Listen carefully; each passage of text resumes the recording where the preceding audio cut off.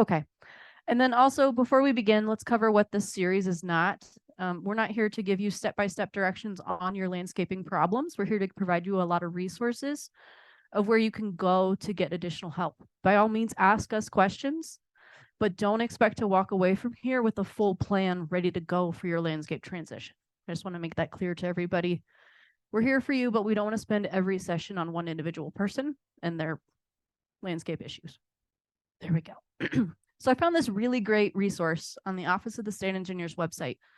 And I tried really hard to get printed copies, but either they don't do it anymore or I couldn't find the right contact. This is available for digital download, and it kind of outlines what we're going to be talking about through the whole series. It gives really great graphics that I've screenshotted throughout my presentation. They have another one that they really developed with the city of Albuquerque, but Albuquerque's not here, right? We're talking about different temperatures, different rainfall, all that stuff. So this one's just kind of a general overview for New Mexico, which I really liked. Just kind of lays out everything in a print edition. I provide a link at the end, but you can also just search this online. And like I said, it's a digital download. So, sustainable landscape design. This sign might look familiar to some of you. It is located in the demonstration garden here in town. So when we're thinking about sustainable landscaping, we want to think about functional, maintainable, environmentally sound, cost-effective, visually pleasing. These are going to mean different things to all of you. So some of you might have all the time in the world to maintain your garden. You love it, you like being out there. Some of you like the idea of a garden, but the thought of maintaining it is a really off-putting, for example. So this is just kind of walk through all of these things. Just kind of keep this in your back of your mind that this is a general overview for sustainable landscape design. So what do you have to work with? This is step one. This will be the workshop series that is next week. So when you go home, not tonight, I mean, you can tonight, but most things don't grow at night. So maybe tomorrow morning, take some time, walk around your space. You want to look up, down, around, look everywhere, go out at different times of the year, different times of the day. You want to look where the sun is, where the trees are blooming, where they're not blooming, what the different seasons look like in your space. Does a wind come through a lot of places? Is there flooding in your yard somewhere? Excuse me. And even a vegetable garden won't grow without the right sunlight and watering. Trust me, I know this was my vegetable garden from this year. This was taken today. My corn didn't get very tall. I was gone a lot. I didn't really put any effort into watering it.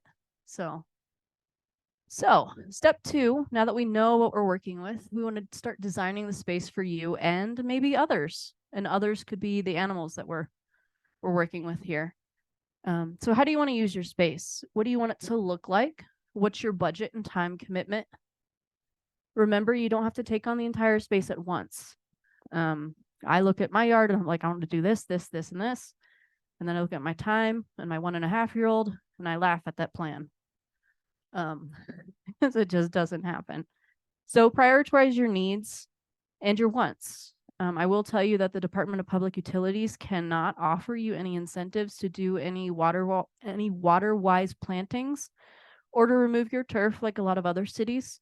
You can thank the New Mexico State Constitution for that. It's not a program that we don't want to do. We literally cannot do it. So save your phone calls. We can't give you money. I'd love to, but I can't. So maybe you desire to have one of these signs in your yard, the certified wildlife habitat. My husband wants one in the worst way. We're working there. So that's a good thing to have. It shows your neighbors that you maybe have a little wilder landscape for a purpose, or that you're really supporting pollinators and the birding habitat and maybe your local deer population, who knows? So let's talk briefly about xeriscaping versus xeriscaping. So xeriscaping, in basic terms, is landscaping with water-efficient plants appropriate to the local natural environment. Xeriscaping in Los Alamos can look slightly different than xeriscaping in White Rock, which can look slightly different from xeriscaping in Albuquerque. The map on the right there is taken from a 1978 soil survey of Los Alamos County. And it's a little hard to read, but it's listing what the different vegetation is as we move through the county. And this is just an example I included to show that xeriscaping, even within the natural environment, looks different. So down over on the very right is the Rio Grande, and that's all juniper and sagebrush. And then all the way up to the purple and blue, we're talking to fir and aspen. So even that looks different within our own county. So I don't want you to think that xeriscaping is just rocks and cactus. That might be what it looks like in Albuquerque, but not necessarily up here. And then xeriscaping, on a side note, is basically the lack of design in landscaping and any thought into plants. It's not always just a field of rocks, because even the most pristine looking rocks still need maintenance. But it's just basically the lack of thought and planning into that. So that's xeriscaping.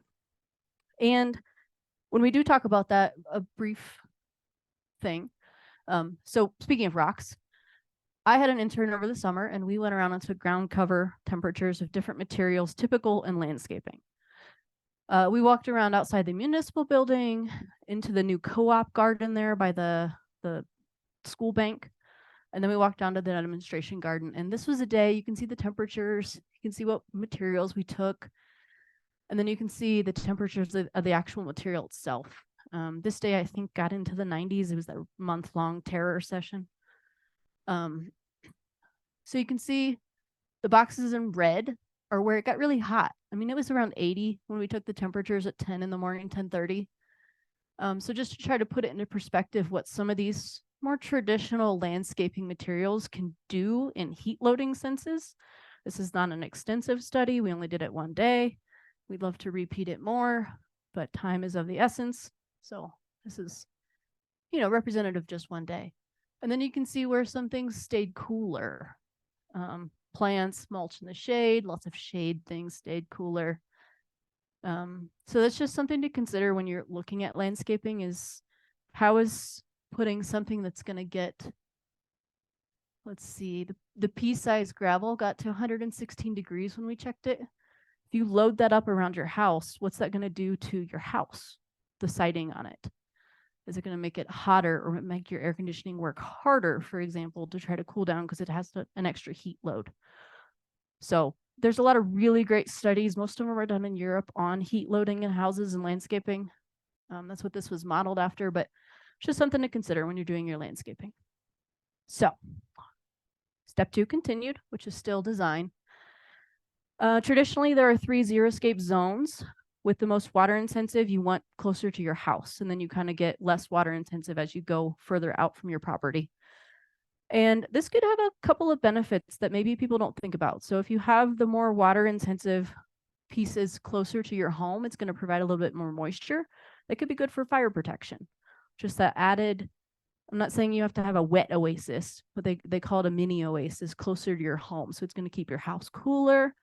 It's going to provide just a little bit of extra moisture when it's super dry and in the fire season, as I mentioned. And then you're also reducing the amount of water that has to travel to the ends of your landscaping. And I know that doesn't really matter here because so many of the plots are so tiny.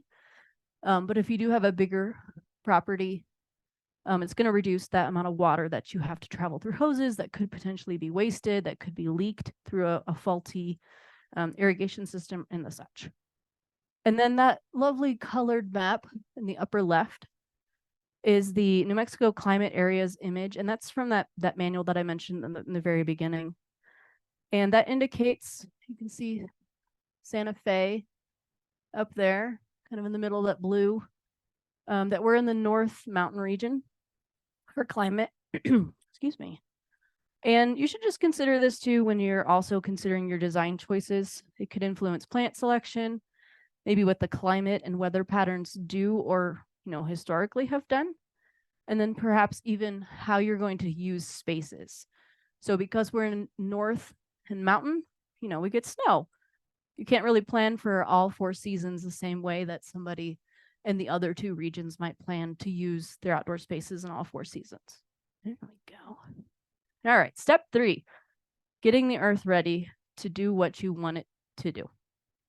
So the level of soil preparation depends on what you want to do and what has been done to it. If you're new to your property, that's hard to tell because obviously you can't go in and just whisper with the land and understand what has happened to it from its previous owners. But you just looking around, is there a bunch of rock that you want to move that the previous person has put down?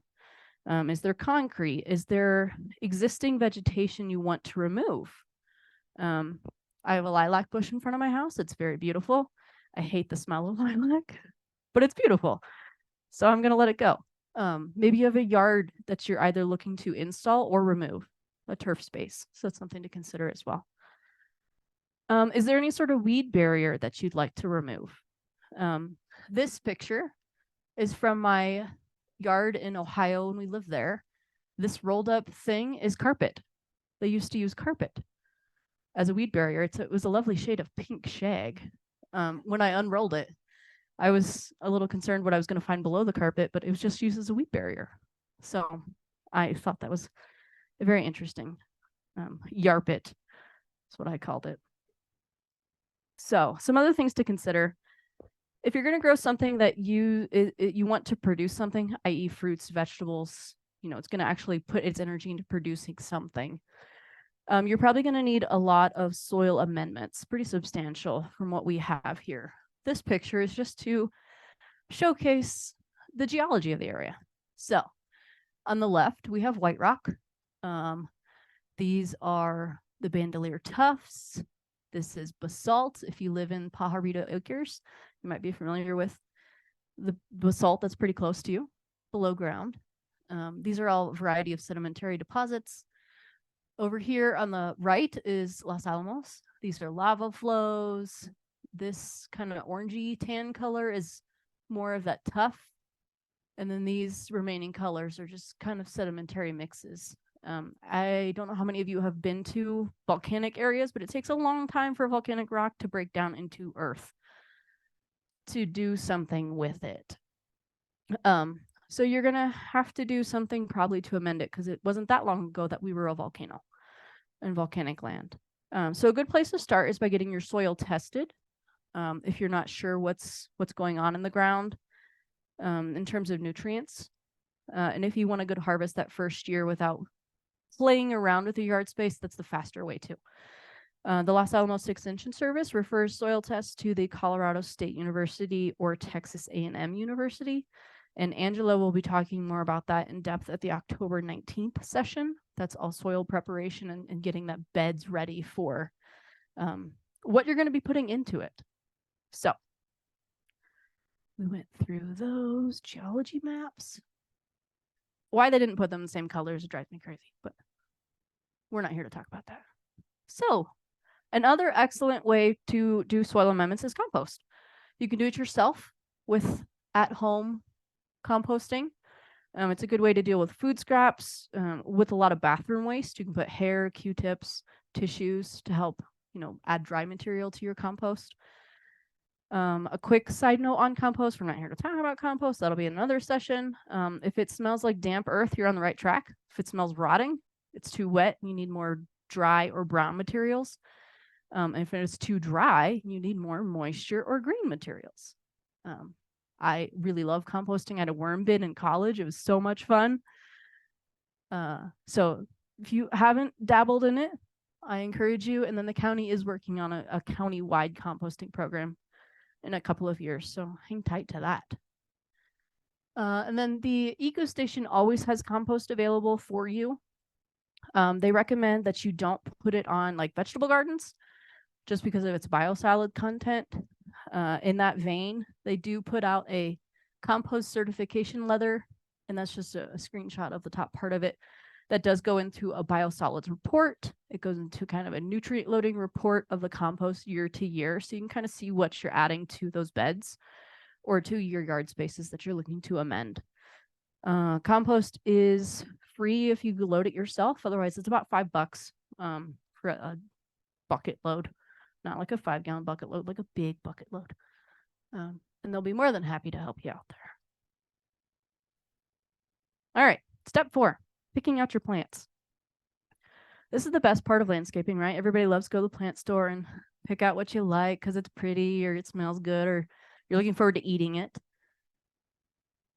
But some things to keep in mind. Remember that climate map that's right here.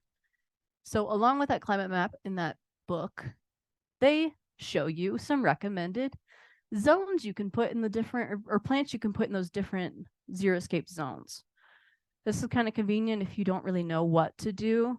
You're like, I want it to look good here. So they give you some great examples. Makes me want to go out and do it, but my yard is super tiny. So, but if you don't like any of these plants or you kind of want to do your own, I do encourage you to remember the plant hardiness zone map from the USDA. There's Los Alamos, the kind of more inhabited part encircled in red there. Just before you finalize your selections, you don't want to, pick a banana tree that isn't going to grow here well, unless you have a greenhouse and all the resources to keep it alive. But it's best to, start with a plant that'll initially be supported and then go from there. All right. I really like this quote. If you're not killing plants, you're not really stretching yourself as a gardener. One caveat I will tell you is if you're killing plants by neglect, like I did with my garden this year, yeah, I encourage you to try new things, but, give it the time, the resources, the nutrients, and the water it needs to thrive. Step 5, watering. So irrigation comes in a lot of different modes, from hand watering with buckets or sprinkler cans to sprinkler systems that kind of project the water into the air. That's what they mean by sprinkler systems. Drip irrigation, grid drip irrigation, and I'm also going to lump soaker hoses into this category because it's trying to evenly distribute water across a big area to kind of equalize where the water's going to massive amounts of plants. And then also water harvesting techniques. Ryan gave an excellent presentation last week that had a lot of really cool international and innovative water harvesting techniques that I was like, why don't we do some of those here? So once that is up and going, I encourage you to check out that presentation if you weren't able to attend last week. And the Office of State Engineer also has a irrigation smart calculator on their website for New Mexico that kind of gives you an idea of, if I have grass here, how much should I be watering it based on soil types and all of that? I did try that link this week and they're working on a website migration. So it's currently down, but keep that in mind for, maybe by next spring when we're ready to go back into a growing season, it'll be up and active. You can just make sure you're irrigating appropriately. And I would be remiss if I didn't mention the screenshot on the right is the DPU's portal. How many of you have access to your automated meter infrastructure portal? Oh, a whole room of opportunity here. So if you don't have access to it, this is a service already. You just have to go on to the computer and log on. It'll show you your water use consumption. It'll show you gas, electricity. It'll show you all your consumption rates. And then the other really cool thing is that you can set alerts. This is really great if you have one of those more advanced irrigation systems and you go away a lot in the summer and you still want to water your yard, right? So you don't come back to something brown. You can set vacation alerts. So if you have a sudden spike in water usage while you're at the beach, for example, you could call DPU and say, hey, something's up. I got an alert through my AMI portal. I think my irrigation system might have sprung a leak. DPU can work to turn off your water until you get back. So that way it's not just leaking thousands and thousands of gallons while you're away. Same thing for, you can set multi-day alerts, daily use alerts, billing cycle alerts. It'll calculate your average and give it to you and say, in your typical billing cycle for this month, you use X number of gallons, X number of thousands of gallons, really. If you go above it, if you on any of those, it'll send you an alert just saying, hey, you're kind of above this. It may just be, I don't know, you're showering more because it's 90 degrees outside and you want to cool off.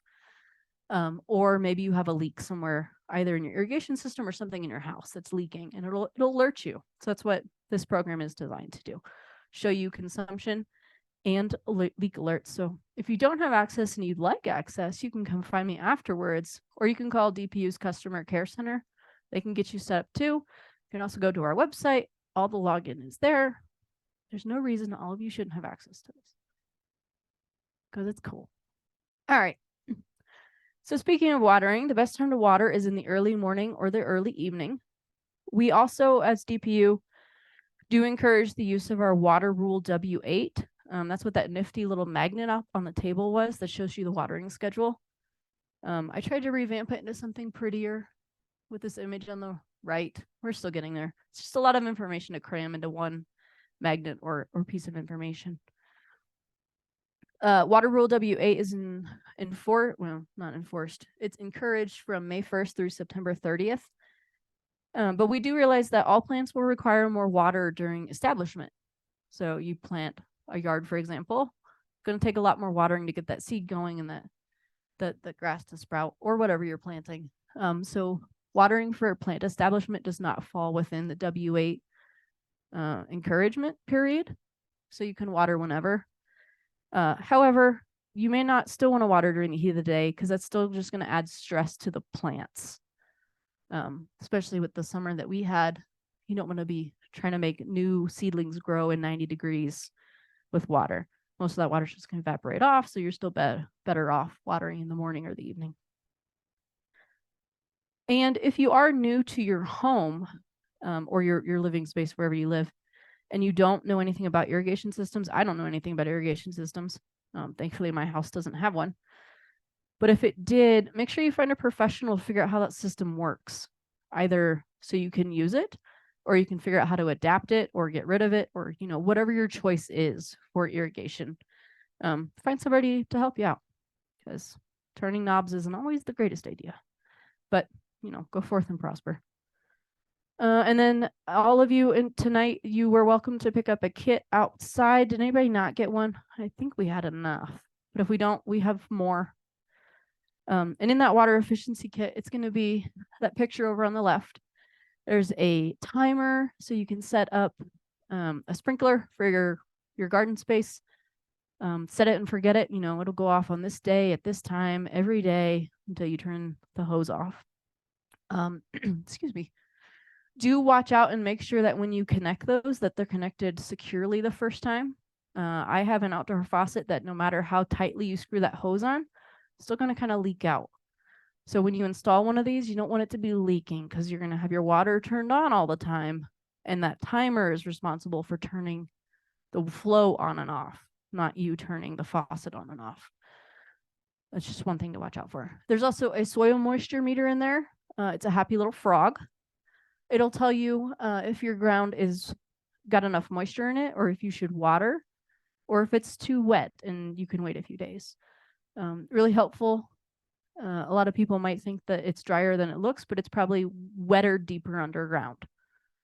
So just something to stick in the ground and play around with. And then there's also a spray nozzle. You don't want to leave the hose running if you're going from point A to point B necessarily. And then there's a bunch of other tips and tricks in those wheels and those pamphlets. Water conservation tips from the demo garden. On the demo garden side, it's just some other things to consider. Location. Maybe shady areas don't need as much water as sunny areas, right? Soil structure, is it nothing but rock a couple inches below your property? Is it all sand? Is it good loam that's going to hold the water? How you're applying the water, if it's the kind of a sprinkler system and that image that they're showing, that's going to have more evaporation versus a drip system. Let's see, plant selection. Not all plants are equal in terms of how much water they need. That's something to consider also back in plant selection. You kind of want to group those water intensive plants together. Otherwise, you're going to be hand watering a lot of plants individually to make sure you're not drowning or starving different plants with different water needs. And then water retention. Mulch is always awesome. Keeps the soil moister, more moist. Plus, you can get it from the EcoStation. They have mulch available. It's an added benefit. So, the last step, the dreaded yard work. For some, not for all. Some people like it. But if you don't plant it if you don't want to maintain it. If you know going in that you really hate picking up apricots, don't plant an apricot tree. As much as you would enjoy the 3 that you're going to eat, maybe don't plant it. But don't be afraid to try new things too. Just be ready to maintain it. There are no gardening mistakes, only experiments. And in developing this with the Los Alamos Master Gardeners, we talked about that. that this is the workshop that's going to be most enjoyable in terms of talking about the failures of gardens and the mistakes that we've made over the gardening experience. So maintenance lets you clean up after those experiments. If you don't have the time to do it seasonally, consider doing it at least once a year. But I would also advise you to consider when you're doing it. So other organisms are using your garden space, sometimes for breeding in the spring. They use that leaf litter and those dead stalks to breed in. And then at the same time, some are using that same material to hibernate in. So if you can adjust your maintenance period, doesn't look ugly, it's providing habitat, leave it there if you're able to. But at the same time, I also understand pest control, if that's something you're worried about, managing for fire maintenance, keeping debris away from the corners of your house, that kind of thing. Do what works for you. Same way with irrigation. Pick the system that works best for you. Same with maintenance. So speaking of fire defensible spaces, this is a lovely brochure extension put together. I'm not going to go through all these tips, but you can see kind of the different zones they talk about in this home image of how to, what's okay to leave here, what's okay to leave here, and they coordinate with these images. Fire season is becoming more and more prevalent as we go into, hotter seasons, drier climates. But this is some good tips of how to kind of fireproof your home and think about that in terms of landscaping as well. And this resource will be available on our webpage that we're going to be compiling. So here's a bunch of resources that I walked through tonight. There's that New Mexico Xeriscape guide. The Enchanted Xeriscape brochure is the one that was available out here. Just some generic ones. So what's next? As I mentioned, this is one of 7. And all of these workshop series were also on that pink sheet of paper out there, so you can remember. Stick it to your fridge, stick it to your car, wherever you need to join us for the rest of these. The next one will be at the Mesa Public Library on September 28th. They're all Thursdays. They're all at 6 now. So the next 3 will be at Mesa Public Library, and then the following 3 after that will be at the White Rock Library to spread the wealth of our knowledge here. All right, I left plenty of time for questions, and if anybody wants me to go back through any slides, let me know. But any questions? She asked, when's the best time to do the leaf cleanup? Me personally, I try to do it right before I'm planting. So once early spring, once the bugs have a chance to proliferate, that's when I do it. I think that gives them enough time. That's just me personally. So I would do it sometime between once things kind of warm up and when you're ready to plant outside. I think is an okay time to do it. But if there's another expert in here who has a different opinion, yeah. Or like right before, probably like a month ago too. That way, because right now it's starting to get colder and things might be starting to settle in. So maybe now or when it's just starting to get warm enough to plant would be more ideal. We have one question from online. Okay. It was when you were talking about compost earlier. Mm-hmm. Someone wanted to know if the county compost has sludge in it. I'm assuming like sewage. Yeah, it does. It's from the treated biosolid waste from the wastewater treatment plant. So that is part of the reason, along with they also use horse manure from the stables. So that's part of the reason they recommend that you don't put it on like produce, anything that can directly take it up and put it into a food product. Regardless of your opinions on that, you can read through that certification letter, and it'll go in detail. What's the E. coli level? What's the lead level? I mean, it talks about a bunch of different things for anybody who's worried about a particular contaminant that could be in it. They do have it tested annually. She asked, it's good to plant in the fall, you heard, and you're wondering what that means. That's not my wheelhouse too much, but I will say some things do better over the winter. Garlic is a good one. Some of your spring bulbs, I think it gives them just enough time to kind of reestablish their root system, but not put the energy into putting out new leaves and new produce, versus if you're trying to transplant something in the spring, for example, it's got to reestablish its roots, and then it's got to put more energy into putting out leaves and all that. So it kind of divides that energy up for the plant. She asked when's the best time to transplant, essentially. Again, that would be probably now. Everything that I've looked up says to start to do it now. That way it's warm enough for those roots to still kind of get grounded, but not put the energy, because it knows it doesn't need to make any more leaves. She has a problem with a weed that I don't know about. And Angela's got a good response. Angela, she's got a microphone back there for you. We will get an answer. I don't know it.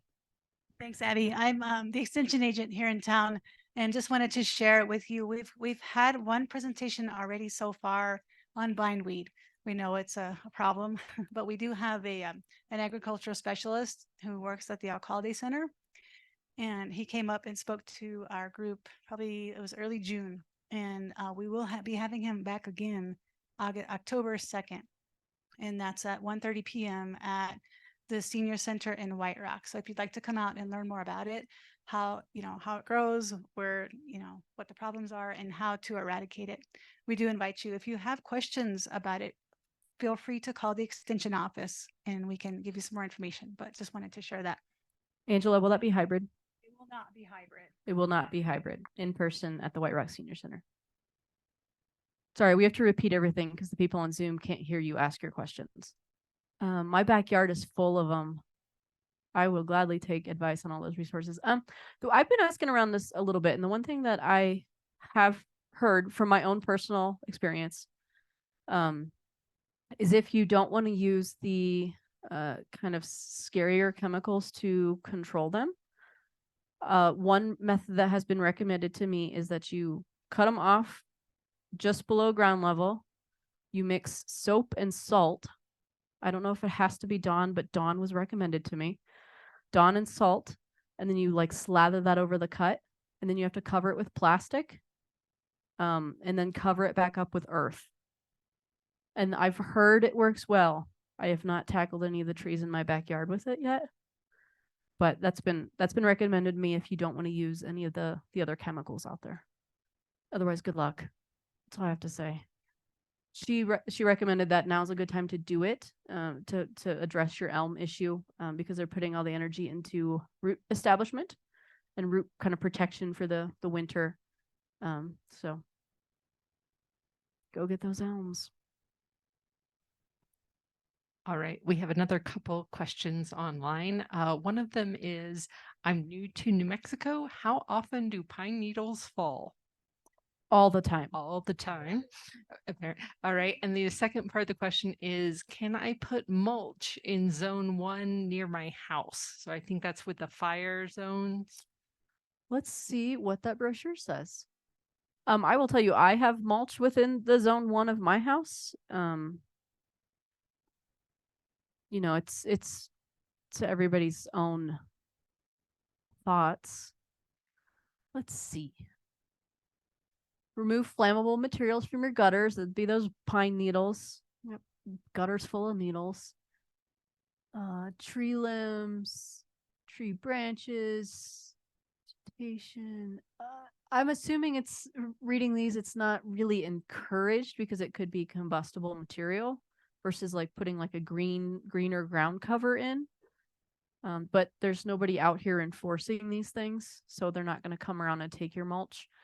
Maybe just work on keeping it moister, or I don't even know if that's a word, more moist during fire season. You could do all these efforts and it still may not mean anything, but yeah, just don't like pile it up against your house would be a good start. Ryan. Okay. Ryan mentioned he works for Peak. He knows all the answers. A gentleman came and did a talk on it, and he says, think of embers as snow. So look around your landscape, and whatever's holding that snow could be the possibility of holding an ember into place. So that's why we really focus on your roof and your gutters, and then kind of go down from there and look where the snow's piling up. It's an excellent example of snow and embers behave similarly. Totally different effects, but very similar. Any other questions, Elizabeth? No, that's all we have online. Any more in here? Any discussion? We have 10 minutes for discussion. She asked, what's the guidance on landscaping fabric, not carpet? I'll tell you that much. It's great, but it's a pain to pull up. I think it comes down to your personal preference, and I'm certainly not a master gardener. These are only my experiences, but some people, it comes down to your level of maintenance too. So any landscaping fabric eventually will let weeds through. So whether they're piling up on the top or it's breaking down enough for it to get through. And in the same regard, when you finally do go to remove that landscaping fabric, think about the seed bed that's harbored underneath of it. Because I've been pulling up landscaping fabric underneath rocks. And I've got these lovely, very thorny nightshade family members that I considered weeds, but my wildflower book says a wildflower. So this year we let them go. Flowers are flowers, right? So I think it comes down to your maintenance level of what you want to do. And then, sometimes they talk about different landscaping fabrics can leach stuff into the soil too. So if that's a concern for you, maybe going more for the meshier fabric versus the plasticier ones would be a consideration. Newspaper can get you by for a couple of years if you put that down really thick, and that should be okay for the most part. Those are my personal opinions. Other questions, discussions? Well, great. Thank you very much, and we all look forward to seeing you next week. Thanks. All right. Thank you, Abby, and thank those of you who joined us online. And Peak will be sending out a brief survey after this. I know we all ignore our surveys, but if you could just fill it out for us real quick, it should only take a minute, and that really helps us plan future programs. So thank you again for joining us, both those of you online and those of you here. Thanks.